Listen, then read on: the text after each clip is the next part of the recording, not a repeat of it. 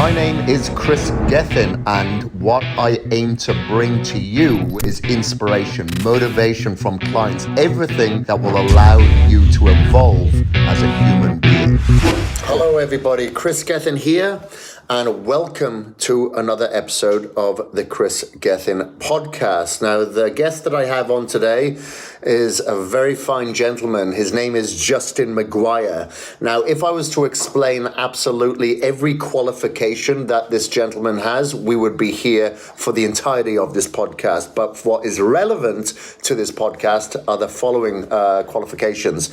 So he has qualifications in biosignature, certification in hormones and performance, functional blood chemistry analysis, Katsu training specialist. So he has a lot of specialities when it comes to the assessment of the endocrinology. He has done some tests with myself that we are going to discuss during this podcast. I first met Justin in person at the Health Optimization Summit, where we were both speaking on several stages together and separately. I really hit it off with Justin. The wealth of knowledge this gentleman has is phenomenal. I've just done some tests here. I've done an organic acids test. I've done several tests, Prolactin Test, and he is going to go through all of that information. In this podcast today, we discuss some of my blood panel work, but we'll have a lot more in a future episode. We'll talk about different hormonal regulations and the side effects that I'm feeling at the moment. So we talk all about that. Now, when we start this podcast, it may start quite abruptly because we started talking and I was like, you know what? I'm just going to start recording because a lot of the information that he's discussing with me right now is quite relevant to my demographic. So without further ado, let's start this podcast off with Justin Maguire. In regards to my thyroid, if the reports show that there is some inactivity there and obviously low on maybe, like you said, the B1 and stuff like that. Do you reckon that would lead to the symptoms that I have or contribute somewhat to the symptoms that I have in regards for craving for like sugars and like alcohol on occasion, but it's mostly sugars? Yeah, absolutely. The thyroid plays a huge role with the dopamine activity in the brain. So if you have poor thyroid activity, your prolactin levels shoot up. And if prolactin is up, dopamine production goes down. So your drive and need for sugar is to try and get that dopamine kick and fix going on. But that's one aspect of it. Yeah. The other aspect of it is if you have candidiasis or candida overgrowth, or even any fungal overgrowth for that matter, your immunity will cause increased activity of a pathway called the kynurenine pathway.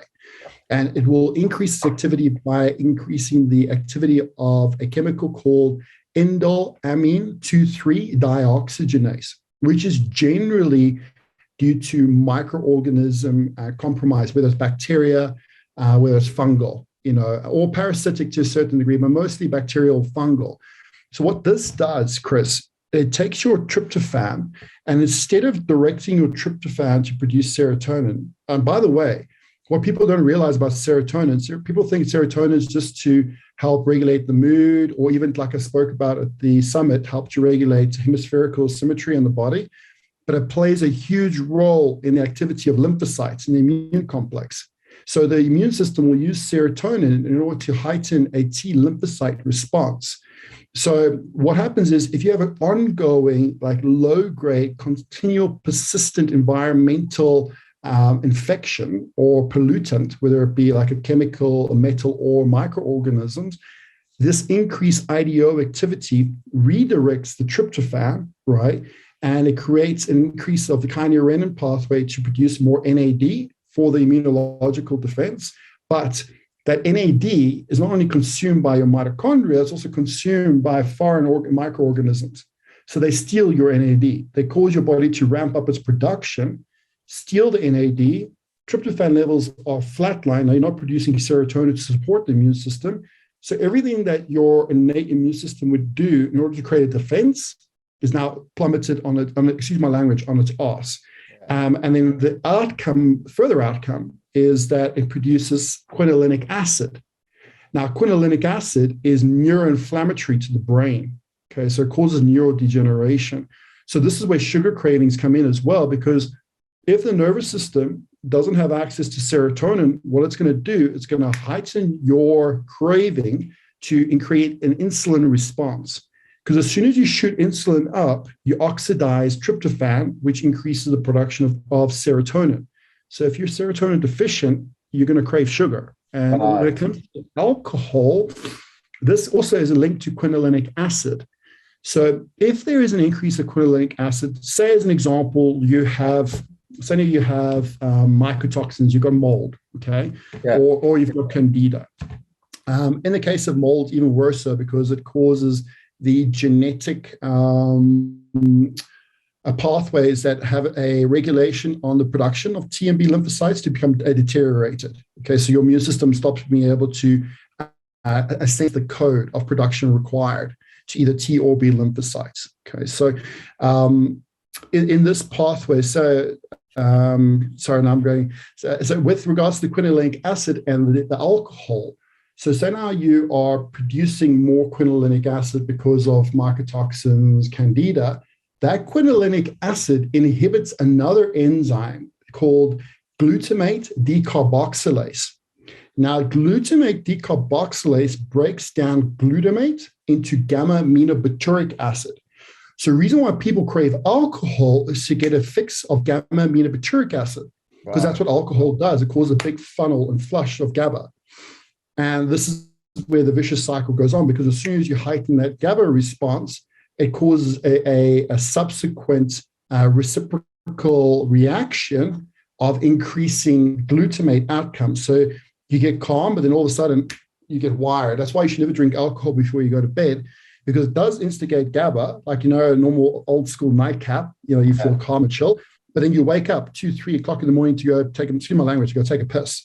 And that's because of the impact that it's having on glutamate, which is highly oxidative to the brain.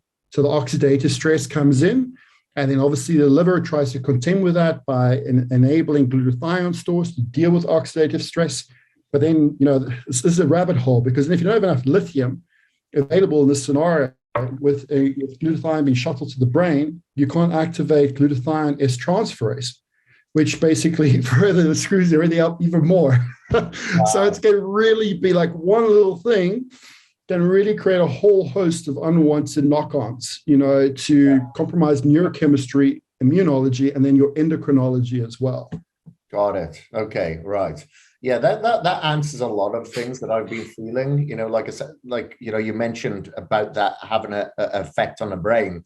Like, I feel that I'm just not as sharp as I should be. Something is kind of clouding my judgment a little bit there, and the way that I want to articulate myself or articulate a certain thing. Or if it comes to like learning a language, I'm like, geez, I've only just read this like 8 times and I still can't get it. You know what I mean?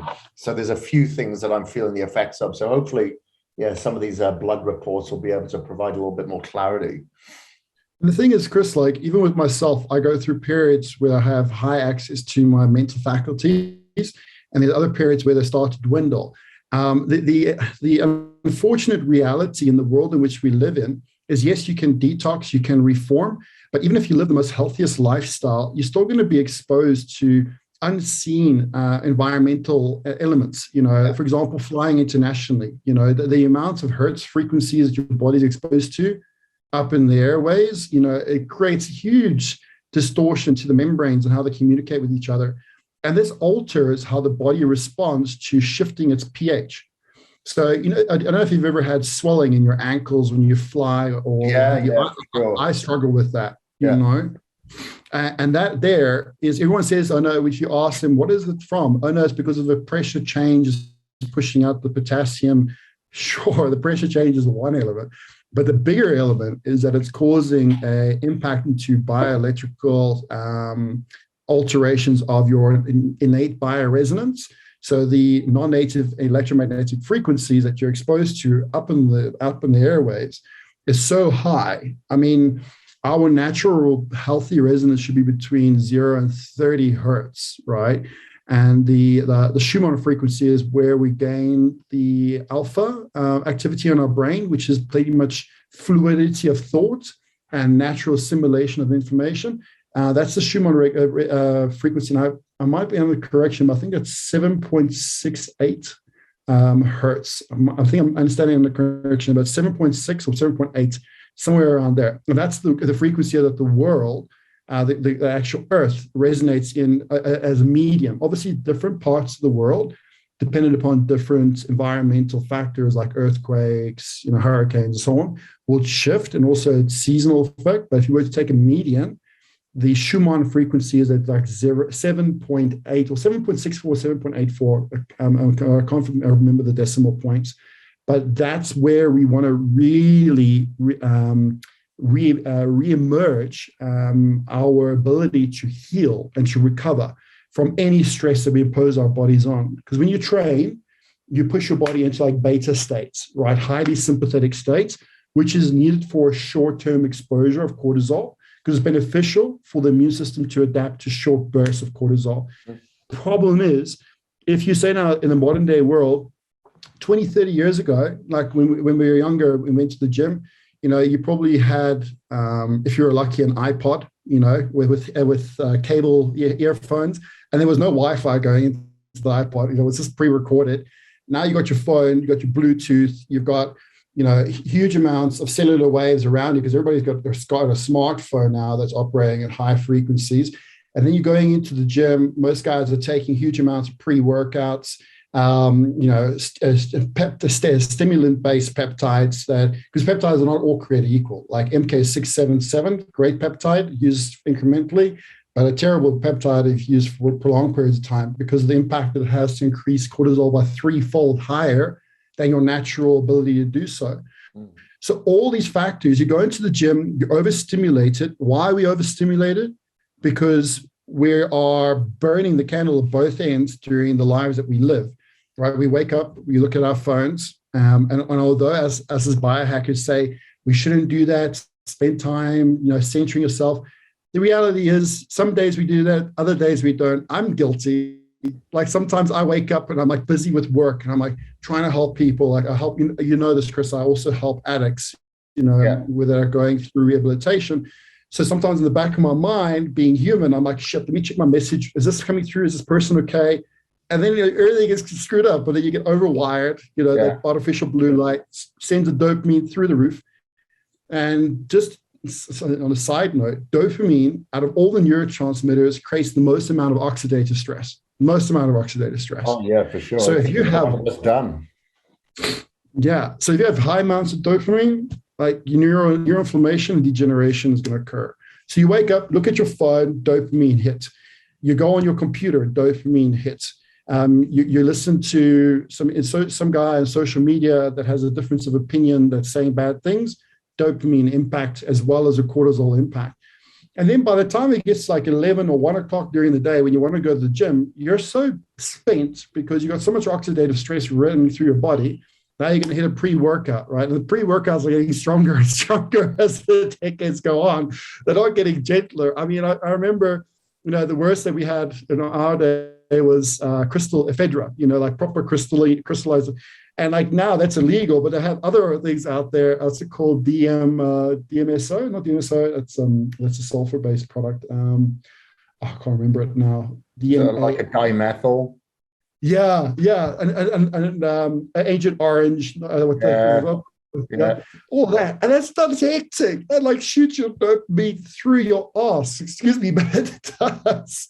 I think you're going to the gym, you're hooked up, you're lifting crazy amounts of weight. And the thing is, most people don't realize when you contract muscle in that state, you're going to create synergistic dominance, or you're going to create reciprocal inhibition. So even though you're lifting a weight from point A to B, you're not contracting muscle from point A to B. You're just overwhelming the nervous system to contract other associated tissues. And then this causes long-term imbalances to your structural balance from a nervous system perspective. And then you start worrying, and then you have to start considering things of neural degeneration, like the central integrative state of neurons. Are they balanced or are they overwhelmed? In other words, how polarized are the neurons? You have like the time to fire. Is it too rapid, or is it not frequent enough? And if it's not frequent enough, why is it not frequent enough? are other, neurons being inhibited because synergistic fiber is taking over to create a compensatory factor to lift extreme loads of weight because you're just so sympathetically hocked up. So all these things come up, and then by the time the day is over and you've had your Epsom salts bath, and some people even throw in an infrared sauna before going into the gym. Nothing wrong with infrared sauna, but there's something wrong with infrared sauna if you're like hocking up a lot of IDO activity. If your immune system's kynurenine pathway is ramped up because of microorganisms, and you don't clear out the microorganisms and you're going in for infrared, I can guarantee you it's going to liberate a lot of heavy metals along with other toxins that are going to further exacerbate that kynurenine activity, causing more and more inflammation. So like everything needs to be utilized appropriately. Infrared, fantastic to renew and regenerate mitochondrial complexes. It helps with the renewal of cytochromes, which help obviously with oxidative phosphorylation pathways and the shunt of electrons through each individual pathway to allow the mitochondrial machinery to produce ATP. But you don't want to it's so contextual, Kris, and I think this is the reason why people are just, they're fly-by-nights. What I mean by that is, I know this, I was as well. When I was younger, I did really well, came second in the WBF Junior Miss Universe. I won the South African title when I was younger. I came second at the Stars of Tomorrow, won the ANABA British, Central British as well. Qualified for the Arnold Africa. I did all that, but I was a fly-by-night because I didn't understand what I was doing. You need to understand how to implement these hacks in order for the right outcome. Because if you don't, and you just implement it willy-nilly, you can exacerbate the problem rather than alleviate it. Yeah. And this is where PEMF devices in combination with infrared devices, in combination with cryotherapy, in combination with stem cell therapy, stem cell therapy, great, but not great if you're in a CDR2, cell danger response 2, which is a compromise where the mitochondria are in a predominant aerobic glycolytic state. In other words, they're not utilizing fats appropriately, and they're not utilizing the creatine phosphate cycles effectively. They pretty much just burning up glucose in a dominant fashion, which thereby also creates an imbalance between hydrogen and carbon balance too, in terms of respiration, lowering carbon dioxide quantities in the blood. And as soon as you lower carbon dioxide quantities in the blood, you compromise the thyroid again. You go back to that connection. So basically what you're saying is it seems quite obvious that every individual, so for instance, a lot of people watch me online. They go, oh, wow, he uses an infrared sauna every day. I'm going to go buy one. He does the ice bath. He goes to Mexico and has stem cell. He's got a PEMF machine or mat at home that he lies on most nights. However, that may not be for me. And the only way he or she is going to find out is through some form of quantification, like blood tests that you've just got me to do. Just answer that question, if you don't mind, in regards to the quantification specifically for all these modalities that people may want to go out and buy, because everybody loves shiny objects, eh? They like the red light therapy, they like the PMF, they like the infrared sauna. However, that could possibly do them more harm than good. Absolutely. And I think it's very important to firstly understand the symptoms that they're going through. That's first and foremost. You never want to treat a test. You want to treat an individual, right? Tests can give you indication of what's going on in the body. But just like you answered that very lengthy symptoms questionnaire that I have, it's relevant because I need to quantify not only the outcome of a lab, and this is what we see, when you go to a doctor, right? And let's just be honest here. And I have a lot of respect. I've got friends that are doctors, and I have a lot of respect for them. But as far as the medical community is concerned, as a whole, it's behind its time. It's really behind the times. You go to a GP, how often would they even take a urine analysis, let alone a blood test, before handing out antibiotics? Well, it's true. Yeah, they won't. Paul Saladino did a great post about this morning. He spent over 4 years in medical school and learned nothing about nutrition. He was very transparent about that. Yeah, yes, and that's the problem, is that they're too fixated on a pill for a meal. And also, there's nothing wrong with pharmaceuticals. I don't want anybody to get the wrong idea that I'm anti-pharma. I absolutely appreciate big pharma for what they've done over the last 100 years. Yes, they've obviously done some bad things as well, but if it wasn't for big pharma, half of the world's population wouldn't be here. Let's just be honest, right? There's a lot of good in the targeted and directed use of pharmaceuticals, but they are utilized for course directive change. In other words, for very brief periods. But in order to advocate like what a person needs to take, you need to be able to quantify not only their subjective experience, which is what a GP will ask you in his office. Okay, so how long have you been coughing? Have you got pressure behind your ears? Can you hear okay? How's your sleep? And all that. And they'll do like a little test to see a stethoscope to see how you're breathing and all that. That's just one step, but it's a very short step to do in the office anyway. It's not very complete. But you got to figure out what is it that you are experiencing and map it out into each of the 12 major physiological systems of the body, and then the 4 additional supportive nutraceutical or nutrient-based systems to those physiological systems.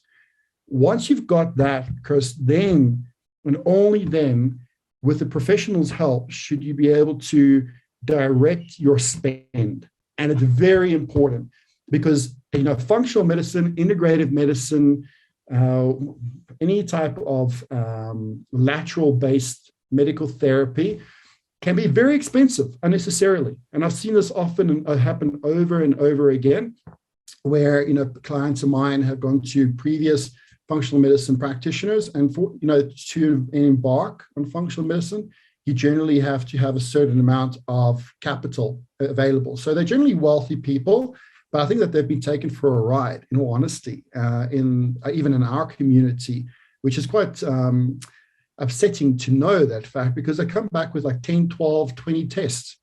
And I'm like, but what's the purpose of understanding every single thing when the hierarchy of your dysfunction is not stemming from 15 of the 20 tests that you did?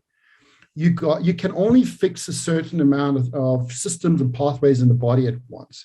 And this is why it's better to do regular intervals of testing. So do your testing, figure out objectively what's being compromised, quantify that with the subjective experience, create an intervention protocol, apply that protocol for a deemed period of time, whether it be 8 weeks to 20 weeks, depending upon what you find, but then have your regular intervals of retest for a very precise range of labs that is relevant to what you've been experiencing.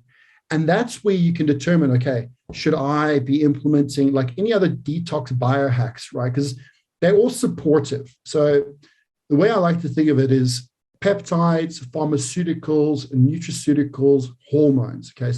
So if you think about those bases and then the wide ranges that fall underneath them, those are just raw materials. That's all they are. But how the body uses those raw materials will be influenced and dramatized based on the biohacks that you put into question. The training is a biohack. The type of training you do is a biohack. How you sleep is a biohack. PEMF device is a biohack. Cold therapy is a biohack. Meditation is a biohack. Infrared is a biohack. These are all different biohack tools, but how to incorporate their use with target-specific raw material, that's what creates the beneficial outcome because of bioresonance. Okay, and this is where people need to break their ideology between compartmental understanding of health. Health is not done in compartments. Although we analyze your body in the physiological systems, they have an interplay. But how we improve that interplay is by regulating the bioresonance. In other words, the natural way in which your body shares electrons, okay, and transfers electrons. That is where true healing can come from, in combination with biochemical understanding. And it's very important not to separate the two, because you have two schools of thought. You got the biophysicists that say, oh, supplements are a waste of time. We'll just do some electric therapies and everything else. And you got the biochemists saying, oh, that's a load of hogwash. They need to come together. And this is where biohacking is so very influential and beneficial in knowing how to pull those two pieces of the puzzle together to click and to create the trajectory change that you want to create. Right, got it. Okay. So, obviously, I've just done several tests or two tests for you this morning that you required that I had sent to me. I got one more test. So I just did the organic. I did the prolactin. The prolactin test, was it? Yes. And I've got one more that's on its way. So what information are you looking for specifically when, for instance, like myself or another client, what are you looking for specifically? And how could the listeners learn from this and go, you know what, maybe this is my starting point. I've been dealing with this. I knew that something wasn't just right. However, I've hit a plateau. Maybe this is what's going to break it. Kris, do you mind if I use yourself as a case study to answer this question? You do it. You don't mind if I share your NSQ answers with everybody on the screen? Yes, you can do it. You can share whatever you want. Okay, fantastic. You share my blood reports, whatever. Okay, I'm just going to share the symptoms analysis for now. We'll go a little bit over the blood reports.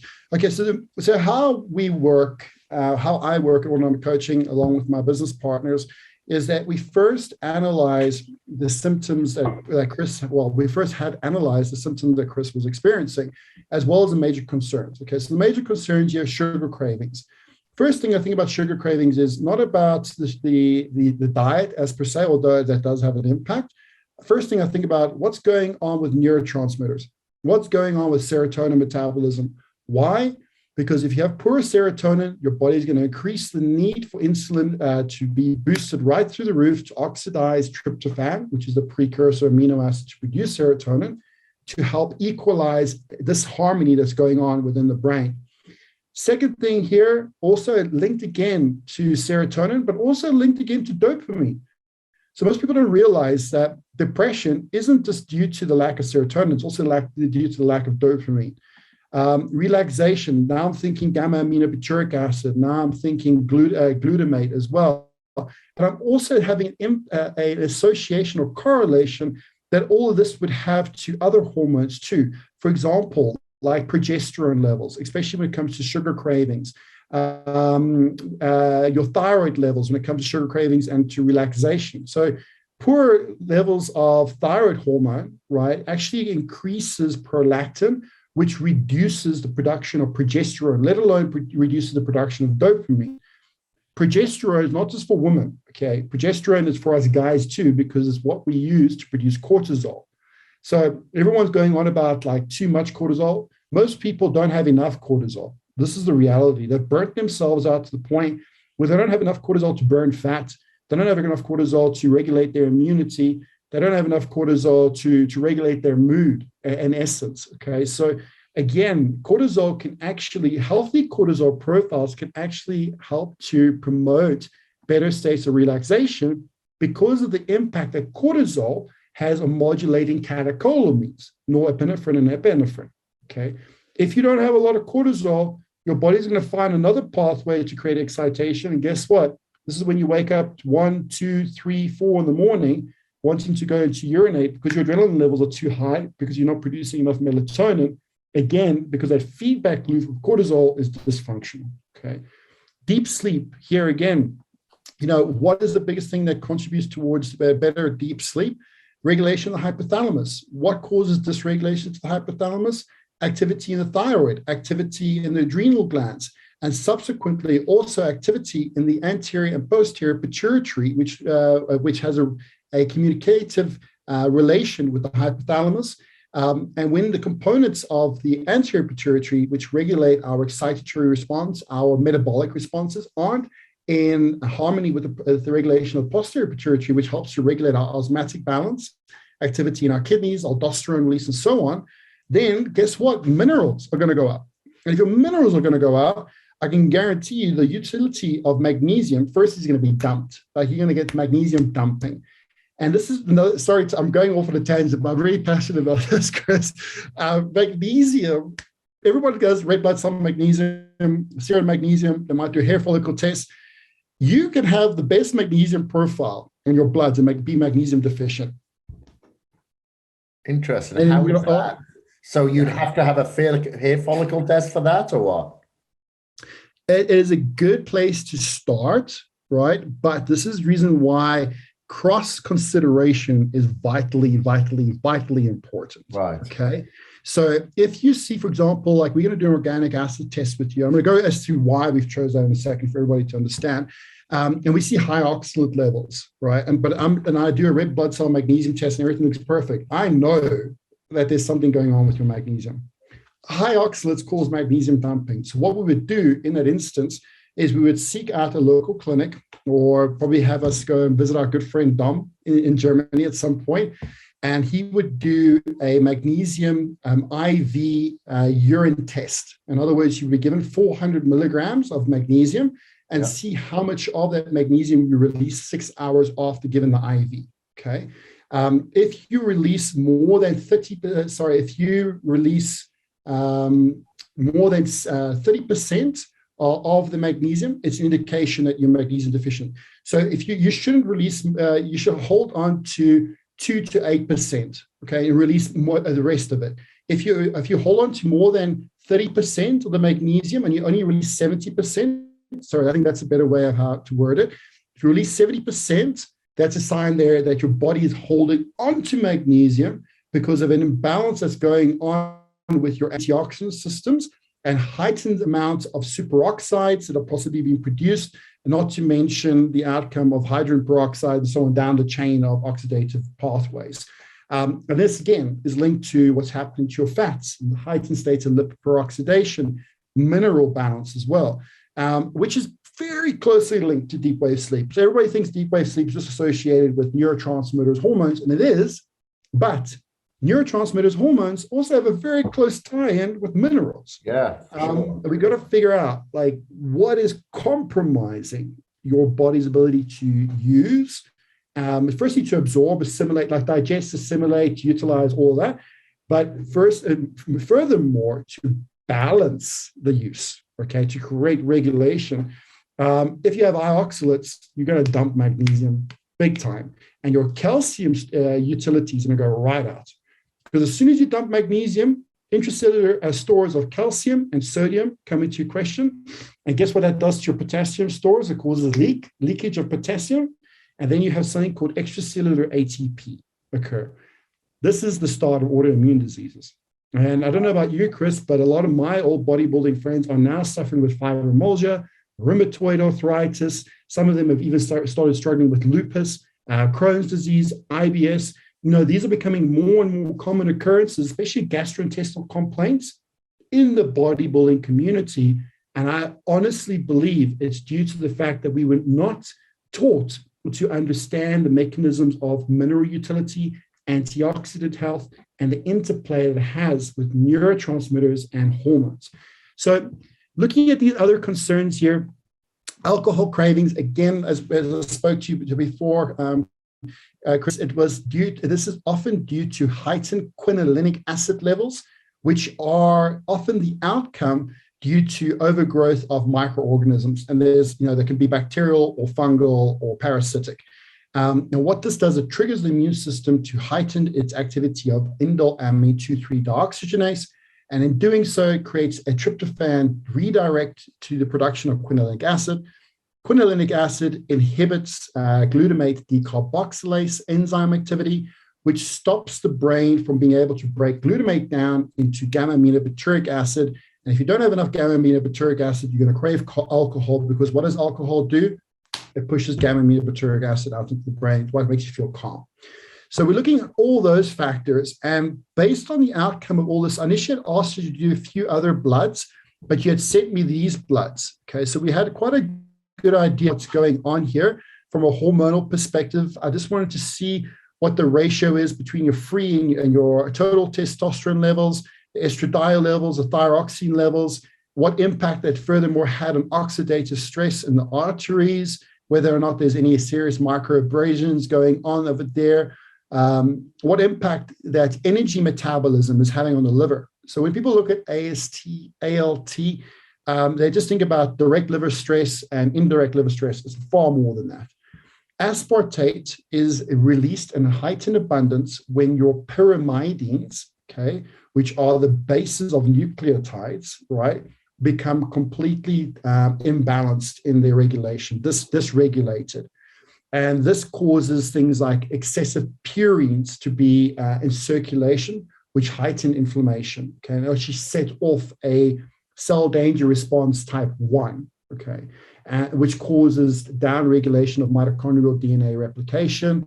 It causes further hypoxia to the mitochondrial complexes to try and prevent further fueling the effect of an invasion. Because just remember, ATP that's produced from mitochondria is not only fed off from our bodies, but also fed off from the invasion itself. So it's trying to limit that, and it's redirecting energy to the immune complexes, the lymphocytes, to attack it. So if you have high AST levels, pyrimidine recycling is going to go down. If pyrimidine recycling is going down, purine metabolism is going to go all over the show. And this is a causative factor for things like gout to come into effect. Okay. Right. And we're going to ask ourselves, what is throwing this off? Most notably, it's heightened levels of ammonia that cause that. And then when we look at alanine transferase enzymes here from the liver, we also have to ask ourselves what's going on within the urea cycle and the impact that is having on the pentose phosphate cycle and your red blood cell health. And whether or not there's a compromise to how your body is able to utilize arginine, utilize lysine, utilize glycine, as well as tyrosine, because all of those four, there are others, but those four predominantly get stolen from either Clostridia species or Candida. Okay, so the amino acids you think you're taking in from your supplements might be causing you more harm than good if you are harboring these microorganisms, because they feed off of it and they create unwanted analogs or biochemicals, such as in the case of Candida, it feeds off of lysine, then it feeds off of arginine, and it creates pentosidine. Now, pentosidine does the exact opposite of what nitric oxide should do for our blood vessels. In other words, it heightens blood pressure, it increases atherosclerosis, it degrades the myelin sheath around nerve fibers, causes compromise to cell membranes. So we're looking at all of this here, and this gave us a really good indication to start off with, like the ratios of carbon dioxide. What's going on with your red blood cell perfusion? Are your cells getting enough oxygen? If they're not, why aren't they getting enough oxygen? The white blood cell differential, your your MCV levels over here, medium corpuscular volume, is too high, sitting at 93, which gives me another indication that your thyroid is probably compromised, because you do take all your B vitamins. I know you're religious on that. So it's very unlikely that it's going to be a B vitamin compromise in your case, but it's likely to be a thyroid compromise. Now, when we look back into your symptoms, before I even saw all of this, what did I see here? Okay, so there are 16 boxes, and each box has a pertinence to different physiological system. This box here is related to the adrenals. Okay, this box here is related to mineral utility. This is here, it's related to blood glucose regulation. This is vitamin need. This is that's large intestine. This is essential fatty acid utility. This is small intestine, liver and gallbladder, upper GI. But the sequence of the high priority answers that you gave here, like the threes of severity, right? In terms of craving chocolate, magnesium deficiency, straight away. You know that, as well as a compromise to the ability to produce dopamine, because what does chocolate have? It has phenylalanine in it, okay, which is a precursor to tyrosine, and tyrosine is a precursor to both thyroid health and dopamine. Okay, so they're all related here. The next one we look at here is a tendency to need sunglasses. Why is it that we need to protect ourselves sunglasses? Because cortisol function has been compromised. Why does cortisol function be compromised? Because of poor regulatory feedback mechanisms from the periphery to the central. And why does this happen? Because there's a constant environmental pollutant or infection going on at a low-grade state that's causing your nervous system to instigate cortisol release to try and fight it off, okay? And over time, eventually that feedback loop gets tired, and in your cortisol diurnal rhythm goes all over the place. Instead of having a nice initial cortisol awakening response and slowly tapering it off, you may have a slow cortisol awakening response, drive up and then crash down. You know, this is where like midday fatigue comes in, midday brain fog can come in. And then over here, waking up to urinate in the night, again, as I mentioned to you before, This is irregulation to the production of melatonin and the impact that minerals have to that, and the further impact that certain cofactors like acetylmethionine and methylation pathways play a role in that. So based on all of this, I initially indicated to you, okay, cool, let's do some organic acids testing. Let's do some blood testing. And I think we also did Dutch testing as well, if I'm not mistaken. Kris, you should be doing a Dutch test too. Yeah, hopefully that'll show up today. Okay, and all of that will give us a clear indication of where your hormones are flatlining, and not just to give you the right replacement of hormones or to support anybody that's using performance-enhancing dosages, not just to support that, because there's nothing wrong with using performance enhancement correctly. It can actually increase the longevity of your lifespan if you do it properly. But there's something wrong if you to be taking, like, you know this, man. You go into the gym and the guys are like, what are you taking? I'm taking Deca and Sus, or I'm taking some Dianabol or whatever, right? Or they might be taking some kind of SARMs. And I'm thinking, these guys, so how much are you taking? And often it'll be between 500 to 1,000 milligrams of a complete compound per week, right? Kris, I'm telling you now, it is way too much to grow muscle. I know of a famous bodybuilder. I'm not going to mention his name. You and I have spoken about him in the past. In the preparation for the Olympia, he took a total of 280 milligrams of androgens. That's it, a week. No more. And I can guarantee he's got a lot better physique than most guys in the gym. But he invested in fixing up all the other physiological systems so that the message, steroids are just messages, right? Peptides are just messages. Enzymes are just messages. But your message is going to need to be a hell of a lot louder if the ears in your body can't hear what you have to say. So this is where people now are taking scrupulous amounts of drugs, screwing themselves up unnecessarily, myself included in past years. I'm speaking from experience. It is unnecessary. You can grow a huge, powerful physique, maintain the integrity of your joints for many years to come, as well as, very importantly, the integrity of your psychology for whilst you're getting bigger, without having to sacrifice, your health, your wellness, but actually being the representative or the representation of what you are externally expressing and portraying to the world, to also have that go on with inside yourself. Yeah, that makes sense, because very often we see, people with a six-pack, they look like they're in phenomenal shape, and then the next thing we scroll on Instagram and that person has passed away. And then we find out that there's a lot of health issues that were accompanying that, based on maybe the extracurricular supplementation that they were taking, the huge amounts of it, or some sort of adverse reactions that they had in their body. And then this just had a compound effect that accelerated the form of aging or then death, So when, obviously, whenever we're looking at some sort of performance athleticism, whether it be sprinting, powerlifting, triathlon, or anything like that, our health should always be the primary concern first. Because if we focus on our health and utilize that as our primary concern, our secondary concern of our performance will be a byproduct. That will do itself. And the way that I like to look at this is that, and I've mentioned this before, I think I did at the summit, is that you think of a Formula One driver. He's only one person. He has 800 people working on that car, or maybe him as a trainer and everything that goes with it, to ensure that they get the fastest lap time after time after time. Now, if he was just to do it by himself, based on his talents, based on what he thinks is best for him, he's not even going to place. He's not even going to get on that grid, So by doing all these blood tests, each one of them is basically telling you, you need new tires, you need new aerodynamics, you need to have a better oil, you need to have a better gas, or whatever. However, a lot of people do not do this. They just go to the gym, they chase their goal, they try to get in that podium, and they live for today. And Dorian Yates has mentioned this before. Like, if you told me many, many years ago, take this pill and you'll win this, or you to pretty much tell anyone, take this pill and you'll win a Mr. Olympia. However, it can take 20 years off your life. They'll probably still take that that pill. Why do you think that is? Why do people have such a need to accomplish something knowing that it's going to degrade their health?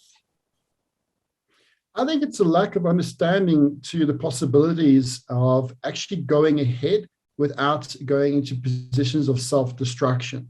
So speaking from personal experience, I remember in 2011, I was probably, I'm crazy. I mean, I was taking about 10 IU of insulin 3 times a day. I was hitting about 16 IU of growth hormone a day, 3,500 milligrams of total compound of different androgens in a week.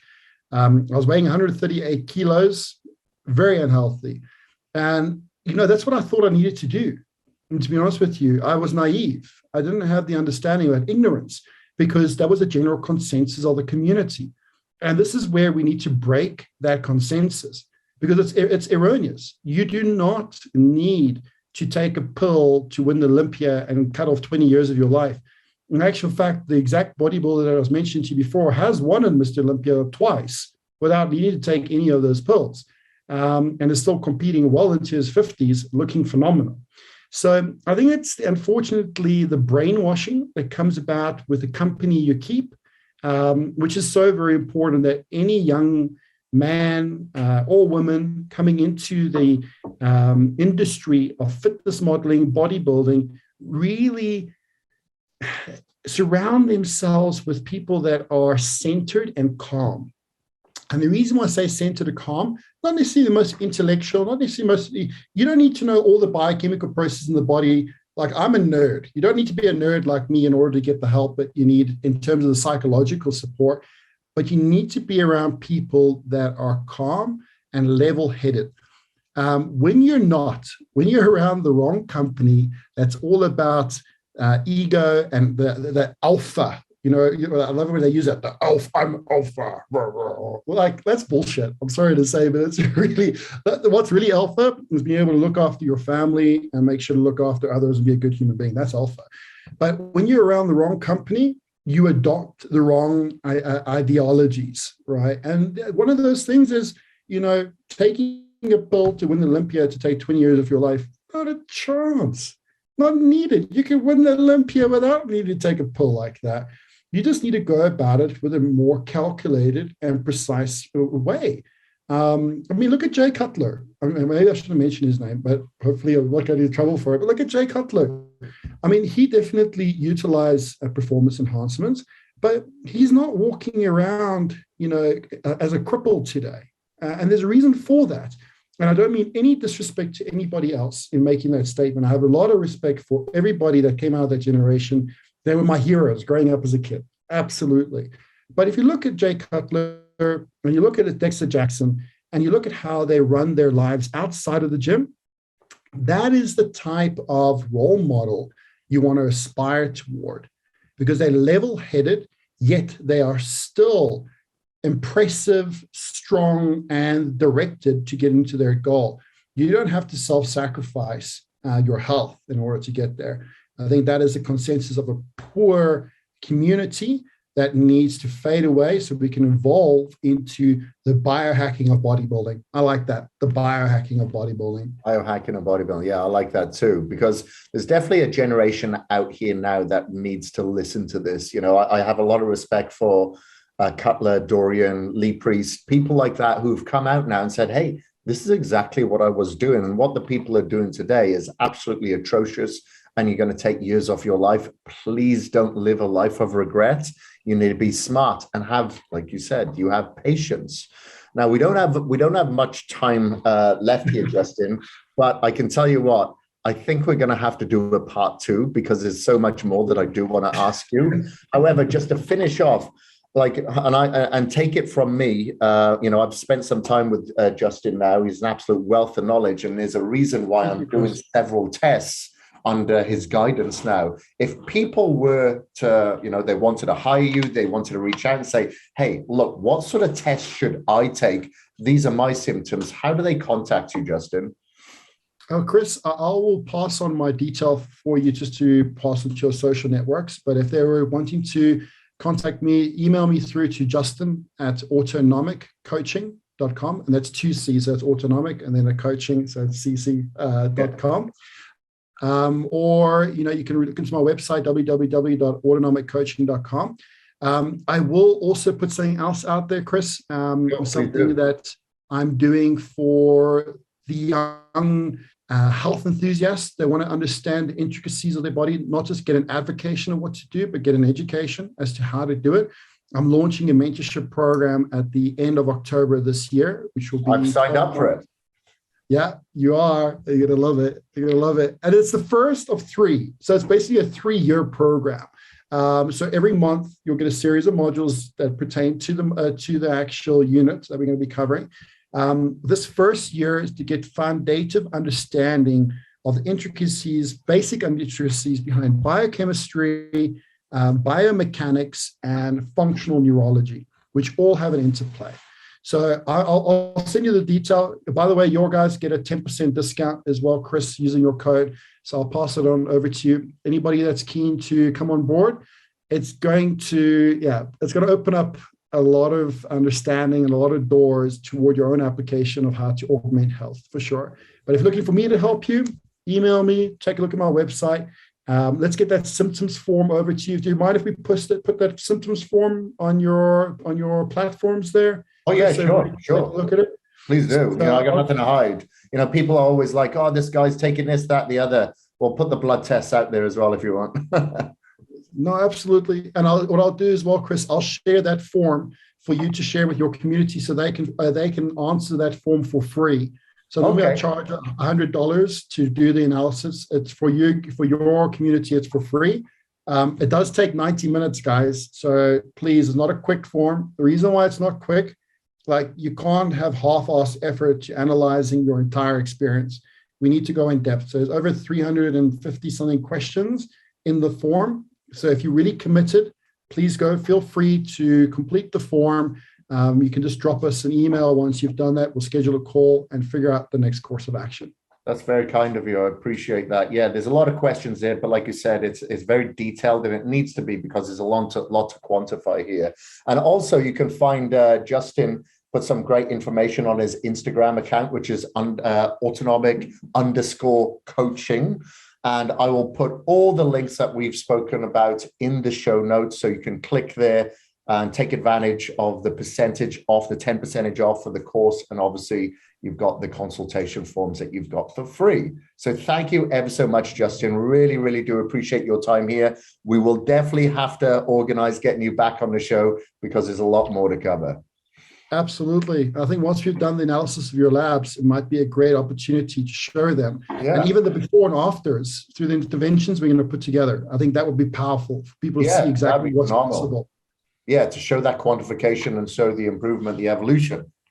Absolutely. Kris, thank you so much for your absolute gracious hosting. I appreciate having the opportunity to put the voice out there for people to hear that there are possibilities of doing things a better way. Likewise, my friend. Thank you ever so much. I appreciate you, Justin. Have yourself a phenomenal day. And everybody, this is the Kris Gethin podcast, and we are out. Thank you ever so much for listening. My name is Kris Gethin, and I am out.